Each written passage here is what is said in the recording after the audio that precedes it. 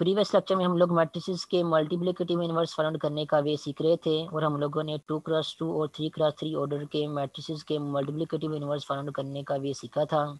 उसके बाद नेक्स्ट हम लोगों ने करनी है एग्जांपल नंबर 6। एग्जांपल नंबर 6 में आपको एक मैट्रिक्स ए गिवन दिया गया है और ये कहा गया कि प्रूव करें इस मैट्रिक्स के मल्टीप्लिकेटिव इनवर्स को जब इसी मैट्रिक्स से मल्टीप्लाई करेंगे तो आंसर हमारे पास आइडेंटिटी मैट्रिक्स आएगा। ठीक है, तो ये जो 2x2 ऑर्डर का मैट्रिक्स आपको गिवन दिया गया है, इस मैट्रिक्स को यूज करते हुए आप लोगों ने ये रिजल्ट प्रूव करना है। वैसे अगर आप जनरली देखना चाहे तो जनरली ये रिजल्ट जो है वो हमेशा होल्ड करता है। अगर किसी मैट्रिक्स का मल्टीप्लिकेटिव इनवर्स एग्जिस्ट करता है तो उस मैट्रिक्स को जब आप खुद उसी मैट्रिक्स के साथ मल्टीप्लाई करेंगे जिसका मल्टीप्लिकेटिव इनवर्स है तो आपको हमेशा जो है आइडेंटिटी मैट्रिक्स जो है मिलता है लाजमी। वो मैट्रिक्स चाहे जो मर्जी हो जिसका मल्टीप्लिकेटिव इनवर्स एग्जिस्ट करता हो। तो यहाँ पे आपको मैट्रिक्स जो है एक ए गिवन दिया गया है और कहा गया इस मैट्रिक्स का मल्टीप्लिकेटिव इनवर्स फाइंड करें, फिर इस मैट्रिक्स के मल्टीप्लिकेटिव इनवर्स को इसी मैट्रिक्स एक साथ मल्टीप्लाई करके देखिए आंसर आपके पास आइडेंटिटी मैट्रिक्स आता है नहीं आता। तो अगर तो इस मैट्रिक्स का मल्टीप्लिकेटिव इनवर्स एग्जिस्ट करता है तो ये रिजल्ट जो है जनरली हम जो है होल्ड करता है, ये हमेशा होल्ड करता है कि मैट्रिक्स के मल्टीप्लिकेटिव इनवर्स को जब भी मैट्रिक्स एक साथ मल्टीप्लाई करेंगे उसी मैट्रिक्स के साथ मल्टीप्लाई करेंगे तो आंसर आपके पास हमेशा आइडेंटिटी मैट्रिक्स ही आएगा। इसको हम लोगों ने यहाँ पे जो है वो चेक करना है या प्रूव करना है। तो मैट्रिक्स ए का मल्टीप्लिकेटिव इनवर्स फाइंड करने के लिए हम क्या करेंगे, ये वाला फार्मूला लगाएंगे। इस फार्मूले में क्या है, मैट्रिक्स का डिटर्मिनेंट और मैट्रिक्स का एडजेंट इन्वॉल्व हो रहा है। तब हम क्या करेंगे, मैट्रिक्स ए का डिटर्मिनेंट और मैट्रिक्स ए का एडजेंट जो है फाइंड आउट करेंगे। 2x2 ऑर्डर का मैट्रिक्स है उसका डिटर्मिनेंट फाइंड करना मुश्किल काम नहीं है। तो सबसे पहले डायगोनल एंट्रीज को मल्टीप्लाई करेंगे तो -2 को जब 5 से मल्टीप्लाई करेंगे तो आंसर आपके पास आएगा -10। उसके बाद माइनस का सिंबल जो है खुद से लगाएंगे और फिर नॉन डायगोनल एंट्रीज को मल्टीप्लाई करेंगे। मीन 3 को जब हम -4 से मल्टीप्लाई करेंगे तो आंसर आपके पास आएगा -12। तो -12 जब बाहर वाले माइनस के साथ कंबाइन करेगा तो आपके पास आंसर इंडियन यहाँ पे क्या बन जाएगा, +12 बन जाएगा। तो ये बन जाएगा आपके पास -10 +12 और ये किसके इक्वल है, ये +2 के इक्वल है। तो ए के डिटरमिनेंट का आंसर आपके पास क्या आ गया, +2 आ गया। अब नेक्स्ट हम लोगों ने इसी मैट्रिक्स का एडजॉइंट फाइंड करना है। 2x2 ऑर्डर के मैट्रिक्स का एडजॉइंट फाइंड करना ज़्यादा मुश्किल काम नहीं है, आप ट्रिक यूज़ करके भी एडजॉइंट फाइंड कर सकते हैं। तो ये जो मैट्रिक्स ए है यहाँ पे आपको क्वेश्चन में दिया गया है, यहाँ पे आप जो है वो डायरेक्टली इस मैट्रिक्स ए का एडजॉइंट फाइंड कर सकते हैं ट्रिक को यूज़ करते हुए। ट्रिक क्या है, सबसे पहले आप क्या करें, जो मैट्रिक्स ए की डायगोनल एंट्रीज हैं उनको आपस में इंटरचेंज कर दें। तो -2 और 5 की जगह हम लिख देंगे 5 और -2। ये क्या कर दिया, डायगोनल एंट्रीज को हम लोगों ने इंटरचेंज कर दिया है। उसके बाद नेक्स्ट क्या करेंगे, जो नॉन डायगोनल एंट्रीज हैं उनके साइन को चेंज कर देंगे। तो नॉन डायगोनल एंट्रीज आपके पास +3 और -4 है, इनको हम कर देंगे -3 और +4। तो ये इनके क्या कर देंगे, साइन को चेंज कर दिया है। तो डायगोनल एंट्रीज को चेंज कर दिया है, इंटरचेंज कर दिया है और नॉन डायगोनल एंट्रीज के साइन को चेंज कर दिया है। तो इस ट्रिक को यूज करते हुए आप डायरेक्टली जो है 2x2 ऑर्डर के मैट्रिक्स का एडजॉइंट लिख सकते हैं जैसा कि यहाँ पे लिखा हुआ है। ठीक है, अब नेक्स्ट हम क्या करेंगे, इस मैट्रिक्स का मल्टीप्लिकेटिव इनवर्स फाइंड करेंगे मैट्रिक्स ए का। तो उसका फार्मूला आपको पता है, मैट्रिक्स 1 ओवर डिटर्मिनेंट ऑफ ए को मल्टीप्लाई करेंगे एडजॉइंट ऑफ ए के साथ तो आपके पास आंसर आएगा 1/2, क्योंकि डिटरमिनेंट का आंसर 2 आ रहा है तो 1/2 और साथ में एडजॉइंट जो है वो मल्टीप्लाई हो जाएगा इस मैट्रिक्स ए का, जो कि हम लोगों ने यहाँ पे इवेल्युएट किया था। उसके बाद नेक्स्ट ये आपके पास आ गया मैट्रिक्स के मल्टीप्लिकेटिव इनवर्स का आंसर 1/2 इंटू दिस मैट्रिक्स। अब हम लोगों ने क्या करना है, हम लोगों ने प्रूव करना है इस मैट्रिक्स के मल्टीप्लिकेटिव इनवर्स का जो आंसर आया है इसको अगर हम जो है वो मैट्रिक्स ए के साथ मल्टीप्लाई करें तो आंसर हमारे पास जो है आइडेंटिटी मैट्रिक्स आएगा। तो ये आपके पास मैट्रिक्स का मल्टीप्लिकेटिव इनवर्स का आंसर है। इसको हम यहाँ पे लिखते हैं मैट्रिक्स के मल्टीप्लिकेटिव इनवर्स के आंसर को और इसको मल्टीप्लाई करते हैं मैट्रिक्स ए के साथ। ठीक है, तो दो मैट्रिक्स मल्टीप्लाई हो रहे हैं तो पर इन दो मैट्रिक्स को हम यहाँ पे मल्टीप्लाई करते हैं। तो दो मैट्रिक्स को मल्टीप्लाई कैसे करते हैं, उसको मल्टीप्लाई करने का वे भी मैंने आप लोगों को सिखाया हुआ है। तो जो लेफ्ट हैंड साइड में मैट्रिक्स लिखा होता है उसकी पहली रो को दूसरे मैट्रिक्स के हर कॉलम के साथ जो है वो डील करते हैं। सबसे पहले हम क्या करते हैं, पहली रो को पहले कॉलम के साथ जो डील करते हैं। तो पहली रो की जो पहली एंट्री है 5 उसको -2 से मल्टीप्लाई करेंगे तो आंसर आपके पास आएगा -10।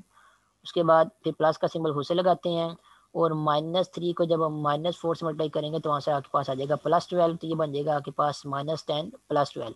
ये क्या किया हम लोगों ने, पहली रो को दूसरे मैट्रिक्स के पहले कॉलम के साथ जो है डील कर लिया। अब इसी पहली रो को क्या करेंगे, दूसरे मैट्रिक्स के दूसरे कॉलम के साथ भी डील करेंगे। तो पहली रो का पहला एलिमेंट क्या है, +5, इसको 3 से मल्टीप्लाई करेंगे तो आंसर आपके पास आएगा 15। उसके बाद प्लस का सिंबल खुद से लगाएंगे, -3 को +5 से मल्टीप्लाई करेंगे तो आंसर आपके पास क्या आएगा, -15 आएगा। तो माइनस इस +5 के साथ प्लस के साथ मिलके जो है माइनस बन जाएगा। तो इंडियन आपको आंसर यहाँ पे जो है मिलेगा 15 - 15। ये मैंने क्या कर दिया, पहली रो को दूसरे मैट्रिक्स के हर कॉलम के साथ क्या कर लिया, डील कर लिया है। अब बारी है दूसरी रो की। दूसरी रो में क्या है, 4 और -2। तो 4 को हम क्या करेंगे, अब इसके पहले कॉलम के साथ डील करेंगे। तो 4 को -2 से मल्टीप्लाई करेंगे तो आंसर आपके पास आएगा -8। उसके बाद प्लस का सिंबल खुद से लगाएंगे।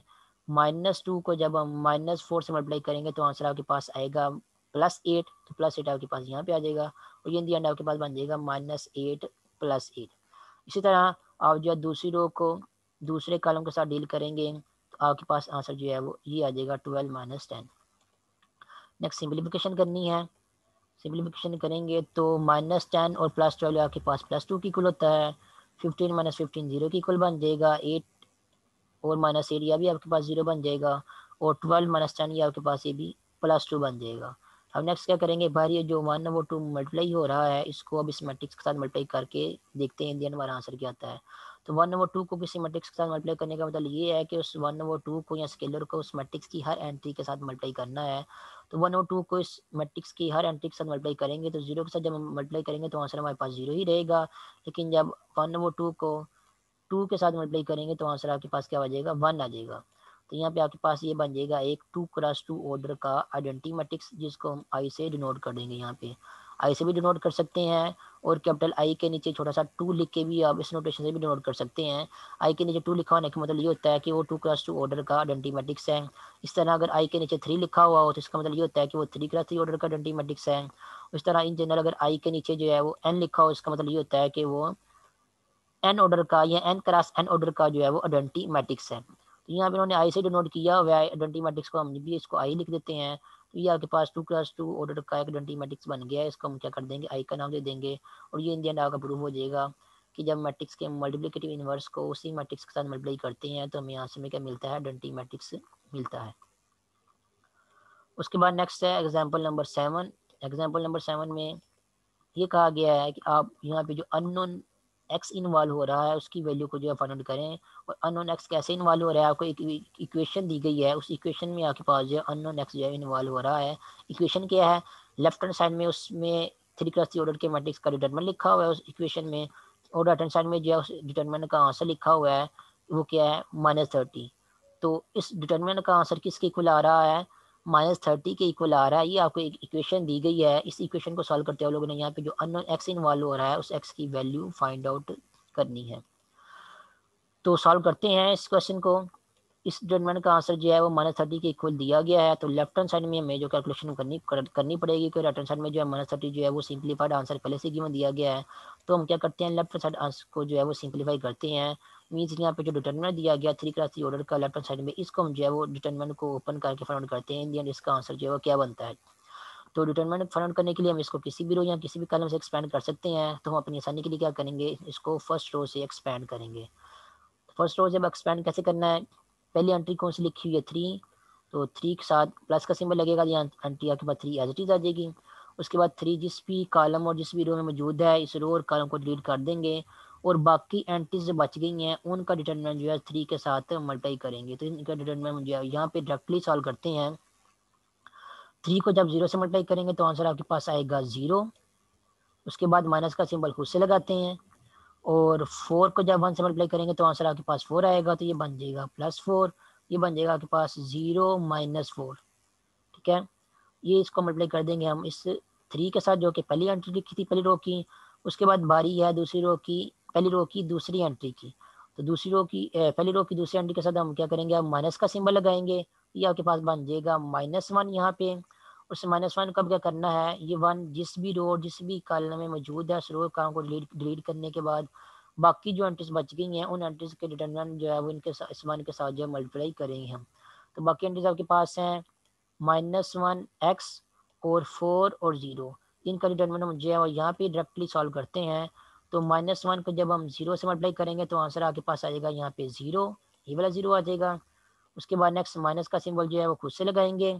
उसके बाद इस 4 को क्या मल्टीप्लाई करेंगे, इस 4 को x से मल्टीप्लाई करेंगे तो आंसर आपके पास आ जाएगा ये वाला 4x। ओवरऑल आपके पास आंसर आ जाएगा 0 - 4x। ठीक है, और बाहर आपके पास क्या है, -1 है और इसकी जगह सिंपली माइनस भी लिख सकते हैं। ठीक है, उसके बाद फर्स्ट रोज एक्सपेंड कर रहे थे, आपके पास नेक्स्ट जो है वो थर्ड एंट्री आ जाएगी। थर्ड एंट्री आपके पास कौन सी है, स्मॉल x। इसके साथ प्लस का सिंबल लगेगा तो ये आपके पास बन जाएगा +x। उसके बाद एक्स जिस भी रो और जिस भी कॉलम में मौजूद है इस रो और कॉलम को डिलीट कर देंगे और बाकी जो एंट्रीज बच गई हैं उनका डिटरमिनेंट जो है वो इस प्लस एक्स के साथ मल्टीप्लाई करेंगे, तो वो भी यहाँ पर डायरेक्टली करते हैं सॉल्व। -1 को जब 1 से मल्टीप्लाई करेंगे तो आंसर आपके पास आ जाएगा ये वाला -1। उसके बाद ये वाला माइनस का सिंबल जो है खुद से लगाएंगे। उसके बाद इस 3 को जो है वो x से मल्टीप्लाई करेंगे तो आंसर आपके पास आ जाएगा 3x, वो वाला 3x जो है आपके पास यहाँ पे आ जाएगा। और ओवरऑल आपके पास आंसर क्या आ जाएगा, +x इंटू -1 -3x। ये हमने क्या किया, लेफ्ट हैंड साइड में जो डिटरमिनेंट लिखा हुआ था 3x3 ऑर्डर के मैट्रिक्स का, उसके डिटरमिनेंट को हम लोगों ने सॉल्व करके यहाँ पे ये लेफ्ट हैंड साइड में जो क्या ओपन करके लिख दिया है। अब हम क्या करेंगे, इस इक्वेशन को सिंप्लीफाई करेंगे और यहाँ पे जो अननोन x इन्वॉल्व हो रहा है उसकी वैल्यू फाइंड करेंगे। तो 3 को जब हम -4 से मल्टीप्लाई करेंगे तो आंसर आपके पास आएगा -12। उसके बाद ये बाहर वाला माइनस जो है इस -4x के साथ मल्टीप्लाई होगा तो ये आपके पास बन जाएगा यहाँ पे +4x। उसके बाद -1 और -3x ब्रैकेट में लिखे हुए हैं और बाहर जो है वो स्मॉल एक्स मल्टीप्लाई हो रहा है। स्मॉल एक्स जब हम -1 को जब हम -1 से मल्टीप्लाई करेंगे स्मॉल एक्स को तो यहाँ पे आपके पास आंसर आ जाएगा -x। और इसी स्मॉल एक्स को जब आप -3x से मल्टीप्लाई करेंगे तो आंसर आपके पास आ जाएगा -3x²। ठीक है, ये आपके पास बन जाएगी लेफ्ट हैंड साइड यहाँ तक। उसके बाद आप देख सकते हैं राइट हैंड साइड में आपके पास -30 लिखा हुआ है, इसको भी जब हम राइट हैंड साइड में लेके आ जाएंगे तो ये वाला जो -30 है ये राइट हैंड साइड पे आने के बाद ये वाला क्या बन जाएगा, ये +30 बन जाएगा। ठीक है, उसके बाद मजीद सिंप्लीफिकेशन करते हैं। ये आपके पास यहाँ पे लिखा हुआ है -12 और ये लिखा हुआ है +30। -12 और +30 ये आपके पास बन जाएगा +18। उसके बाद +4x और -x ये आपके पास बन जाएगा +3x और -3x के जो है वो अकेला ही है तो यहाँ पे आ जाएगा -3x²। तो ओवरऑल आपके पास ये इक्वेशन बन जाएगी -3x² +3x +18 is equal to 0। अब आप देख सकते हैं इस इक्वेशन में कि इस इक्वेशन से आप जो है वो माइनस भी कॉमन ले सकते हैं। ठीक है, और 3 भी हर टर्म में इन्वॉल्व हो रहा है तो आप 3 इस टर्म के इस इक्वेशन की हर टर्म में से 3 भी कॉमन ले सकते हैं। तो जब हम -3 कॉमन लेंगे इस इक्वेशन की हर टर्म में से तो पहले टर्म में से जब हम माइनस कॉमन लेंगे तो ये वाली टर्म जो है प्लस वाली बन जाएगी और जब 3 भी कॉमन लेंगे तो आपके पास यहाँ पे सिर्फ जो है वो x² बच जाएगा यहाँ पे, तो ये बन जाएगा आपके पास यहाँ पे x²। उसके बाद दूसरी टर्म में से जब हम माइनस कॉमन लेंगे तो क्योंकि ये प्लस वाली टर्म थी तो माइनस कॉमन लेंगे तो ये टर्म माइनस वाली बन जाएगी और 3 कॉमन लेंगे तो यहाँ पे तो 3 कॉमन निकले के बाद सिंपली आपके पास यहाँ पे अकेला जो है वो x बच जाएगा। उसके बाद जो तीसरी टर्म है, अगर आप तीसरी टर्म देखें तो आपके पास क्या है 18 है, तो 18 में से जब हम माइनस कॉमन लेंगे तो आपके पास 18 जो है वो 18 वाली टर्म जो है वो माइनस वाली बन जाएगी और 18 में से जब आप 3 भी कॉमन लेंगे तो 18 आपके पास किसके होता है, 18 इज इक्वल टू होता है 3 मल्टीप्लाइड बाय 6। तो 18 में से जब आप 3 कॉमन ले लेंगे तो आंसर में आपके पास जो है वो 6 बच जाएगा। तो यहाँ पे आ जाएगा फिर आपके पास 3 कॉमन लेने के बाद 6 बच जाएगा। तो -3 कॉमन लेने के बाद आपके पास इन दी एंड ब्रैकेट में आंसर बच जाएगा x² -x -6 और इक्वल टू है ये 0 के। ठीक है, अब ये वाला जो -3 है इसको दूसरी साइड पे जाके डिवाइड कर देंगे तो ये आपके पास इक्वेशन बन जाएगी, ये वाली इक्वेशन बन जाएगी x² -x -6 is equal to 0। तो ये -3 कॉमन लेने के बाद आपको जो ये वाली इक्वेशन जो है यहाँ पे लिखी हुई है, ये वाली जो मैंने आपको डिटेल में सॉल्व करके बता दिया है कि -3 कॉमन लेंगे और -3 कॉमन लेने के बाद उस -3 को जो है इक्वेशन की दूसरी साइड पे जाके डिवाइड कर देंगे। जब डिवाइड कर देंगे तो आपके पास लेफ्ट हैंड साइड पे जो है वो ये वाली जो है वो क्वांटिटीज जो है बच जाएंगी x² -x -6 और ये किसकी इक्वल है, ये 0 के इक्वल है। उसके बाद नेक्स्ट इस क्वाड्रेटिक इक्वेशन को जो है वो सॉल्व करेंगे हम। x² -x -6 is equal to 0 है, ये क्वाड्रेटिक इक्वेशन है और हमने x उसकी वैल्यू फाइंड करनी थी। तो इस क्वाड्रेटिक इक्वेशन को आप सॉल्व करेंगे। सॉल्व करने के वेज आप लोगों ने सीखे हुए हैं, 3 वेज आप लोगों ने सीखे हुए हैं।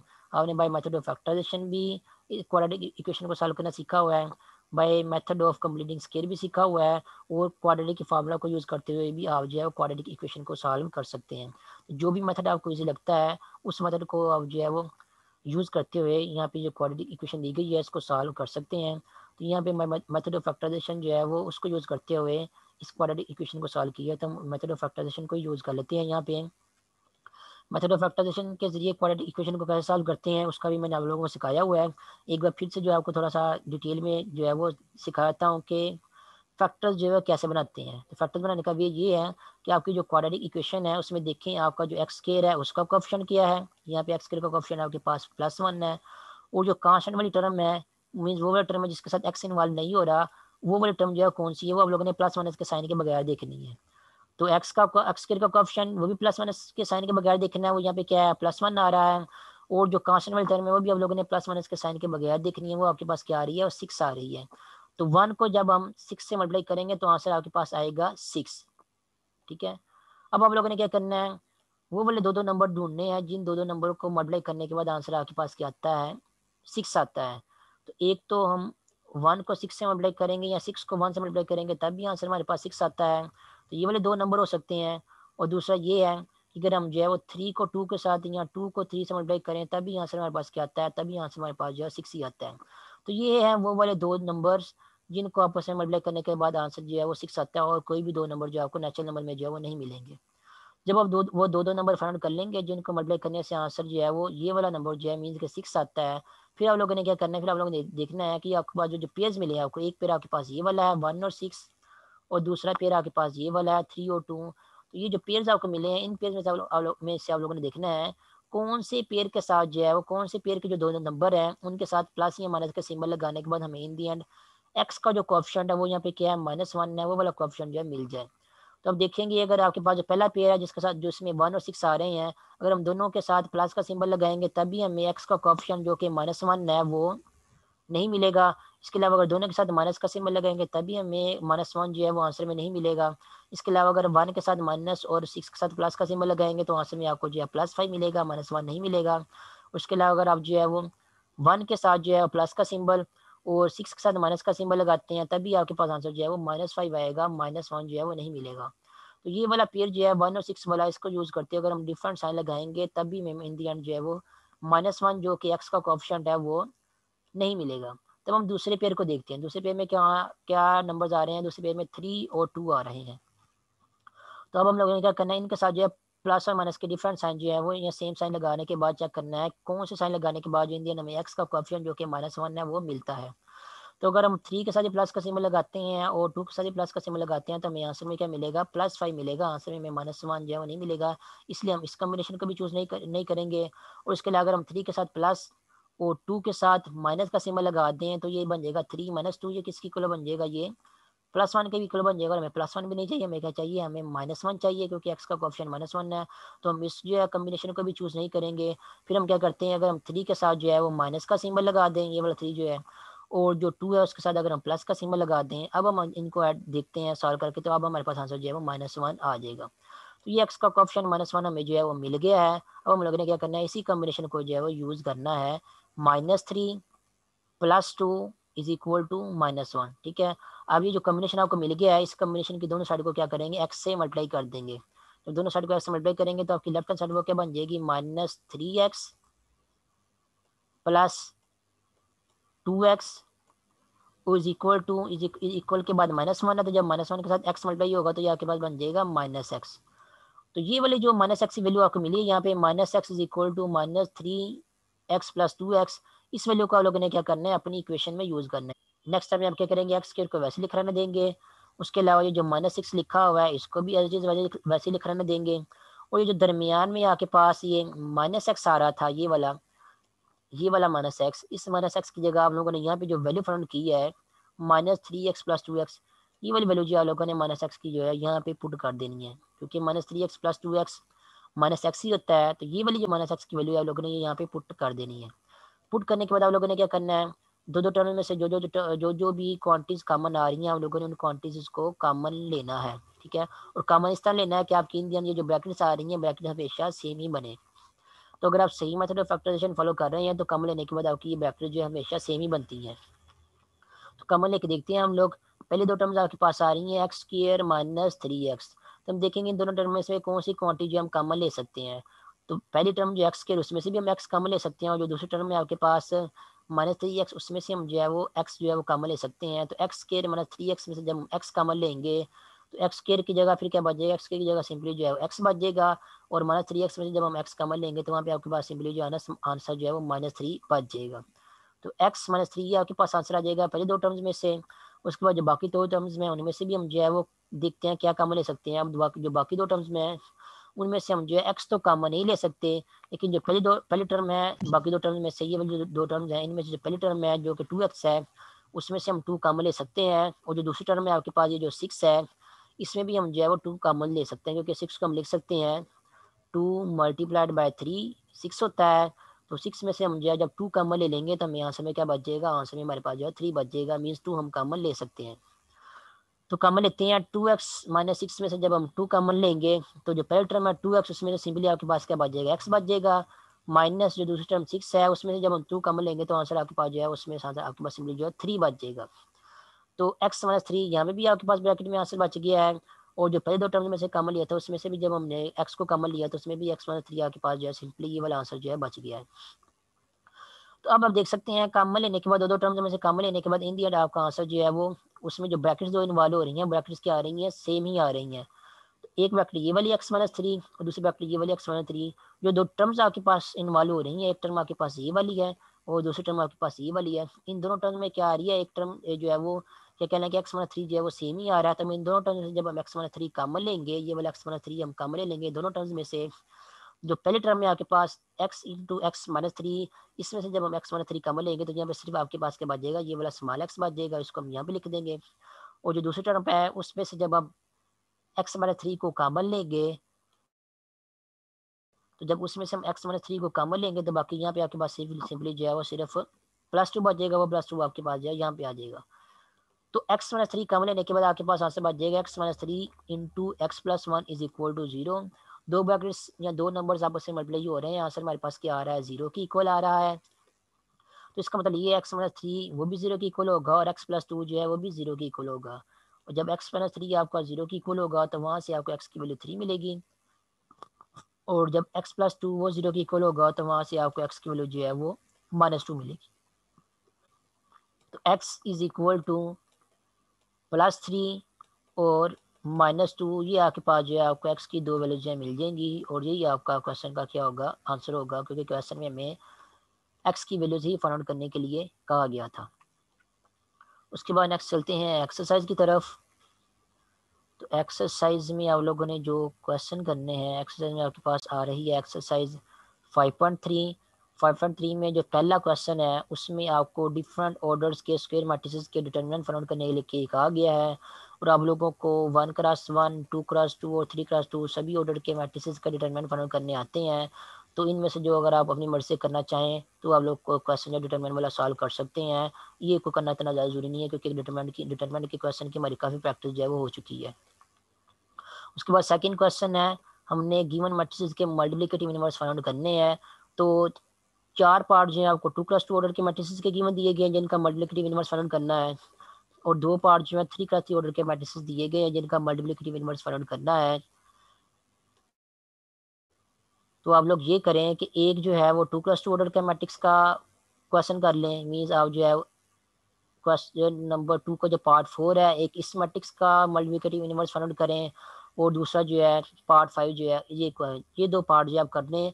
इन दोनों पार्ट्स में जो आपको मैट्रिसेस दिए गए हैं, इन मैट्रिसेस के मल्टीप्लिकेटिव इनवर्स आप लोगों ने खुद फाइंड आउट करने हैं प्रैक्टिस के लिए, ठीक है। अगर आपको लगता है कि आपकी प्रैक्टिस जो है वो अभी अच्छी नहीं हुई, आपको मजीद क्वेश्चन की प्रैक्टिस करने की जरूरत है, तो आप उसके अलावा जो बाकी पार्ट दिए गए हैं उनके भी मल्टीप्लिकेटिव इनवर्स फाइंड आउट करके अपनी प्रैक्टिस जो है वो कर सकते हैं। लेकिन फिलहाल आप लोगों ने ये दो पार्ट जो है वो लाजमी करने हैं। ये तो क्वेश्चन नंबर 2। उसके बाद नेक्स्ट है क्वेश्चन नंबर 3। क्वेश्चन नंबर 3 में ये कहा गया है प्रूव करें कि ए बी मल्टीप्लिकेशन का होल इनवर्स किसकी इक्वल होता है, बी का इनवर्स मल्टीप्लाइड बाय ए का इनवर्स। तो ये वाला रिजल्ट भी आपके पास जो है वो जनरली जो है वो या कह लें कि हमेशा जो होल्ड करता है कि जब भी कोई दो मैट्रिसेस आपस में मल्टीप्लाई होते हैं ए और बी, जब मल्टीप्लाई हो जाएंगे तो आपको एक नया मैट्रिक्स मिलेगा। उस नए मैट्रिक्स का जब आप मल्टीप्लिकेटिव इनवर्स फाइंड आउट करेंगे तो वो किसकी इक्वल होगा, कि दोनों मैट्रिसेस के मल्टीप्लिकेटिव इनवर्स जो है अलग अलग हो जाएंगे, लेकिन जो दूसरा मैट्रिक्स है या बाद वाला मैट्रिक्स है उसका मल्टीप्लिकेटिव इनवर्स पहले आएगा, और जो पहला मैट्रिक्स है ए है उसका मल्टीप्लिकेटिव इनवर्स बाद में आएगा। फिर जब हम इन दोनों मैट्रिसेस के मल्टीप्लिकेटिव इनवर्सेस को आपस में मल्टीप्लाई करेंगे तो आंसर आपका जो है इसके इक्वल आएगा, लेफ्ट हैंड साइड के इक्वल आएगा, ठीक है। याद रखें ये वाला रिजल्ट जो जनरली होल्ड करता है, लेकिन यहाँ पे आप लोगों ने बस एक ये वाली चीज़ याद रखनी है कि जब भी दो मैट्रिसेस को आपस में मल्टीप्लाई करेंगे तो मल्टीप्लाई करने के बाद जब उनका मल्टीप्लिकेटिव इनवर्स लेंगे तो मल्टीप्लिकेटिव इनवर्स अलग अलग तो हो जाएगा, लेकिन मैट्रिसेस की तरतीब जो है वो उल्ट हो जाएगी, ठीक है। फॉर एग्जाम्पल अगर आपके पास ये लिखा हो मैट्रिक्स बी को मैट्रिक्स ए के साथ मल्टीप्लाई करेंगे तो आंसर आपके पास जो भी आएगा, अगर आप उस मैट्रिक्स का मल्टीप्लिकेटिव इनवर्स जो है फाइंड आउट करेंगे तो वो किसकी इक्वल होगा, जो बाद वाला मैट्रिक्स ए है पहले उसका मल्टीप्लिकेटिव इनवर्स आएगा, ठीक है। उसके बाद जो पहले वाला मैट्रिक्स बी है उसका मल्टीप्लिकेटिव इनवर्स जो है वो बाद में आएगा। फिर इन दोनों मैट्रिक्स के मल्टीप्लिकेटिव इनवर्सेस को जब आप आपस में मल्टीप्लाई करेंगे तो फिर आपका आंसर जो है वो इस लेफ्ट हैंड साइड के इक्वल आएगा, ठीक है। तो प्रोडक्ट का मल्टीप्लिकेटिव इनवर्स का आंसर जो है वो सेपरेट होने के बाद मिल जाता है आपको, लेकिन जब आप लोगों ने सेपरेट करने हैं मल्टीप्लिकेटिव इनवर्सेस को, ये जो प्रोडक्ट में मैट्रिसेस की तरतीब आ रही है इस तरतीब को आप लोगों ने क्या कर देना है, उल्ट कर देना है। तो उल्ट करने के बाद ये वाला रिजल्ट आपको जो मिलेगा, ये वाला रिजल्ट आप जो है वो हमेशा जो है वो होल्ड करता है। तो हमेशा होल्ड करता है, तो आपको अगर कोई मैट्रिसेस दिए गए हैं उनके केस में भी ये वाला रिजल्ट जो है वो होल्ड करेगा, अगर मैट्रिसेस के मल्टीप्लिकेटिव इनवर्स एग्जिस्ट करते हैं तो। अगर मैट्रिसेस के गिवन मैट्रिसेस के मल्टीप्लिकेटिव इनवर्स इनवर्स एग्जिस्ट करते हैं तभी आप जो है ये वाला रिजल्ट चेक कर सकते हैं। तो अगर गिवन मैट्रिसेस के मल्टीप्लिकेटिव इनवर्स एग्जिस्ट करते हैं तो ये वाला रिजल्ट जो है वो जनरली या कह लें कि हमेशा जो है वो होल्ड करता है। आपको चाहे जो मर्जी मैट्रिसेस दिए गए हैं जिनका मल्टीप्लिकेटिव इनवर्स एग्जिस्ट करता हो, तो ए और बी मैट्रिसेस आपको यहाँ पे गिवन दिए गए हैं और आपसे कहा गया है कि ये वाला रिजल्ट चेक करें कि ये वाला रिजल्ट जनरली होल्ड करता है नहीं करता, जनरली सॉरी इन मैट्रिसेस के केस में ये वाला रिजल्ट होल्ड करता है नहीं करता। तो अगर जनरली ये वाला रिजल्ट होल्ड करता है तो इन मैट्रिसेस के केस में भी ये वाला रिजल्ट जो है होल्ड लाजमी करेगा। आप लोगों ने जस्ट जो है इसकी कंफर्मेशन करनी है या प्रूव करना है कि बाकी जो है इन मैट्रिसेस के केस में ये वाला रिजल्ट जो है वो होल्ड करता है। तो क्वेश्चन नंबर 3 आप लोगों ने खुद करना है। तो उसके अलावा बाकी जो क्वेश्चन यहाँ पे दिए गए एक्सरसाइज में वो सिस्टम ऑफ लीनियर इक्वेशन के केस में है, और सिस्टम ऑफ लीनियर इक्वेशन क्या होती हैं उनको सॉल्व कैसे करते हैं, ये वाला टॉपिक जो है हम नेक्स्ट मीटिंग में पढ़ेंगे। अभी की मीटिंग के लिए जो है वो इतना ही काफ़ी है, ठीक है।